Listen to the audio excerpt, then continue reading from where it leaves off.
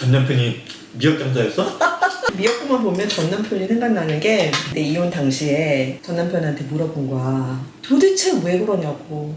제발 이유를 밝히라고. 그랬더니 정말 내가 지금까지도 지금 17년이 지났는데도 이 말은 내가 내 머리에서 떠나지가 않고 미역국을 볼 때마다 생각이 나는 거야. 뭐라 그랬는데? 네가 내 생일날 미역국 한 번 끓여준 적 있냐? 그런 거야. 그래서 당신이 허구한 날 미역국을 끓이는 거야. 여보 근데 나 미역국 별로 안 좋아해. 내가 전 남편을 애써 찾게 될 줄은 정말 꿈에도 생각 못했다. 이혼 후 내가 마지막으로 전 남편과 연락을 하게 된 것은 양육비 관련해서 내 권리를 포기해달라는 부탁을 해왔을 때였다. 주변에서는 말도 안 되는 일이라며 나보다도 더욱 분노했지만 나는 순순히 그쪽에서 원하는 대로 서류 작업을 해주었다. 그리고는 다시는 더 이상 부딪히는 일이 없기를 바랬다. 아니 부딪힐 일은 더 이상 없다. 양육비까지 포기했으니까. 이후로 나는 내 기억 속에서 전 남편과 관련된 모든 기억을 지웠다. 이혼을 한 후 나는 혼자서도 씩씩하게 아무렇지도 않게 잘 살고 있다고 생각하며 지냈다. 그러나 그 무렵 뜻하지 않게 나는 또다시 이혼의 기억을 떠올리게 되었다. 아이가 초등학교에 들어가자 아빠의 빈자리를 조금씩 느끼기 시작한 것이다. 미국의 초등학교도 부모가 관여해야 하는 일이 꽤 많은데 특히나 각종 발표회라든지 행사가 있을 때 미국 아빠들은 적극적으로 참석하는 경우가 참 많기 때문이다. 아들은 아빠와 함께하는 친구들을 부러워하며 자신도 아빠가 있었으면 좋겠다라는 말을 종종 하기 시작했고 영영 잊고 지낼 수 있을 것 같았던 아픈 기억이 또다시 나를 괴롭히기 시작했다. 이혼 후 5년 정도가 지났을 때에도 나는 아직 30대인데다가 이혼을 별 문제시 하지 않는 미국 문화 때문에 주변에서 적극적으로 나에게 재혼을 권유했다. 그러나 나는 눈도 깜짝하지 않았다. 남자라는 존재 자체에 대한 불신과 더불어 결혼에 대해서 두려움이 생겼기 때문이었다. 나는 정말 미친 듯이 오로지 일에만 몰두했다. 덕분에 회사에서는 업무적으로 인정받고 승진도 남들보다 빨랐다. 결혼 생활의 실패를 직장에서의 인정과 성공으로 보상받으려 했고 나는 그것으로 충분하다고 생각했다. 그러나 그것은 오로지 나만의 생각이었고 아이에게는 아빠가 필요했음을 잠시 망각했던 것이다. 그제야 조금씩 재혼에 대한 생각을 했지만 이혼 후 10년 내내 남자라면 쳐다보지도 않고 주변의 모든 결혼 제의를 철저히 거절해왔기에 이제는 더 이상 아무도 나에게 재혼 이야기를 꺼내지 않았다. 그러던 어느 날 연락이 뜸했던 친구로부터 연락이 왔다. 아직도 결혼 생각이 없냐고, 좋은 사람이 있는데 소개해주고 싶다고. 그리고는 지금의 남편을 만나 재혼하게 되었다. 벌써 8년 전의 이야기다. 여보, 승훈아가 제자리. 응? 여보 거기가 제자리야 여기가. 아 미치겠다 지금. 아직 안 떴어. 사실 오늘 내가 하고 싶은 이야기는 따로 있다. 나는 비록 남편의 외도 문제로 이혼하게 되었지만 이제는 전 남편을 미워하지도 원망하지도 않는다. 오히려 전 남편을 축복하며 그의 행복을 바라게 되었는데 바로 그 이야기를 나누고 싶은 것이다. 나의 이혼 스토리를 잘 아는 주변 사람들은 아직도 전 남편을 욕한다. 어떻게 첫 아이를 출산한 아내를 버리고 다른 여자와 함께 가정을 떠날 수 있느냐는 것이다. 정말 말도 안 되는 이혼이지만 그러나 이곳 캘리포니아의 법은 한쪽이 일방적으로 이혼을 진행할 수 있다. 일방적으로 심부름센터를 통해 이혼 서류를 전달하고 이혼을 강행했던 전 남편을 엄마는 지금까지도 치를 떨며 욕하신다. 나 또한 그랬다. 참을 수 없는 분노와 배신감에 전 남편을 원망했고 절망하는 것 외에는 아무것도 할 수 없는 상황 속에서 내가 할 수 있었던 유일한 일은 그저 남편과 관련된 모든 일을 잊는 일뿐이었다.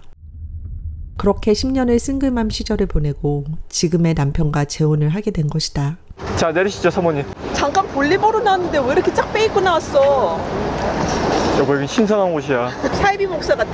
할렐루야. 사모님 하나님의 뜻입니다. 이리 오시죠. 주말이라서 볼일 보러 나왔어요. 직장인은 언제 볼일을 본다? 마려울 때.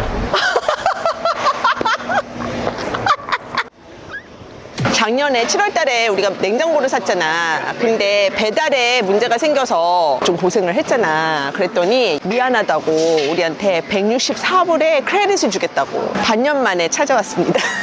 그런데 신기한 것은 지금의 남편이 묘하게도 전 남편을 많이 닮아 있다는 것이다. 물론 나이나 외모 등 객관적인 모든 면에서 다르긴 하지만 느긋한 성격, 유머러스한 입담, 장난기 가득한 행동, 심지어는 목회자라는 직업까지 비슷하다. 남편 또한 내가 사별한 아내와 여러모로 비슷한 면이 많다면서 장난스레 우린 지금 특별히 인생 2회차를 허락받아 살고 있으니 잘 살아야 한다고 농담을 하곤 한다. 여보, 해결했어. 웬 꽃이야? 여보, 꽃 보고 있는 거야? 꽃이 말을 하네? 구분이 안 되지. 구분은 확 되지. 나는 가끔 지난날의 나를 돌이켜보게 된다. 과연 그때의 나는 좋은 아내, 좋은 사람이었을까? 과연 아이 아빠만 그토록 나쁜 사람이었을까? 과연 그때의 나의 고집스러운 성격을 받아주고 이해해주고 품어줄 수 있는 사람이 몇이나 있었을까 하고 말이다. 이혼 당시 애써 잊으려 했던 기억 중 유달리 잊혀지지 않는 기억이 있다. 도대체 왜 나하고 이혼하려 하느냐라는 나의 질문에 대한 전 남편의 대답이었다. 지금까지 너가 내 생일날 미역국 한번 끓여준 적 있어? 하는 그 말. 당시 나는 어리둥절했었다. 난 억울했다. 비록 미역국은 끓여주지 못했을지라도 생일을 잊고 지난 적은 없었기 때문이다. 그런데 지금 와서 생각해보면 전 남편이 말했던 그 미역국의 의미가 무엇이었는지 조금은 알 것 같다.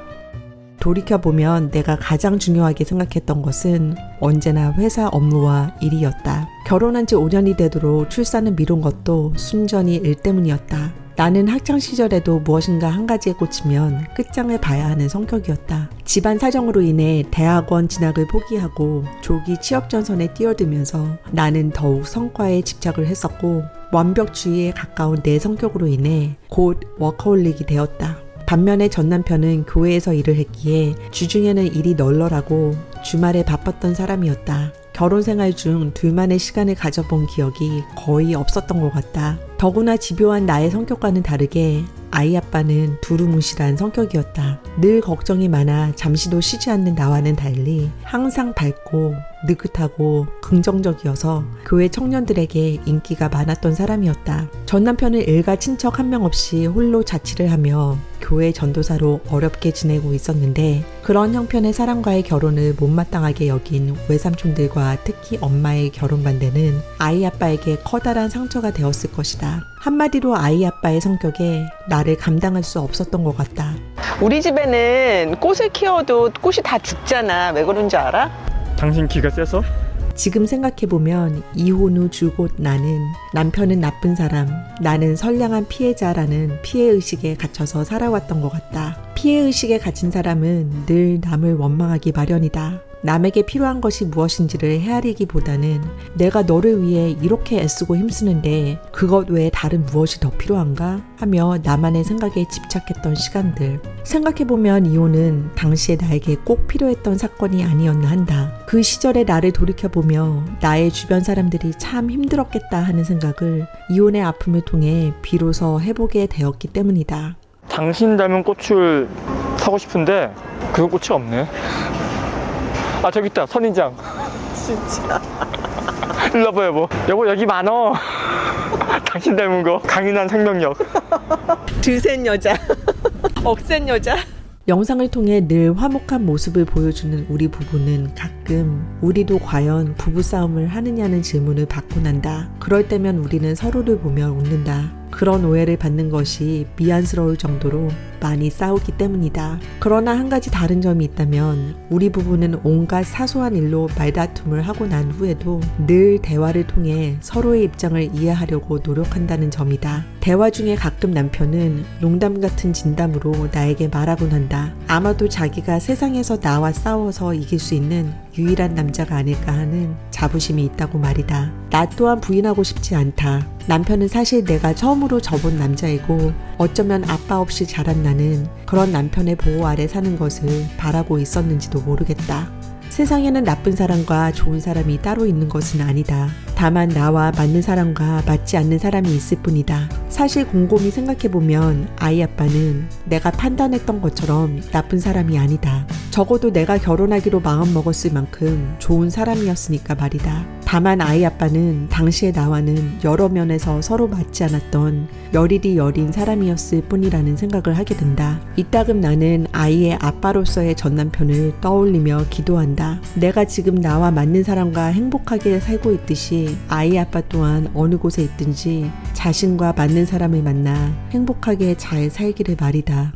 그럼에도 불구하고 넌 그때 나에게 그러면 안 됐었어. Let's get out, we can leave this city. Let's drive to the open air. Yeah, the countryside is so pretty.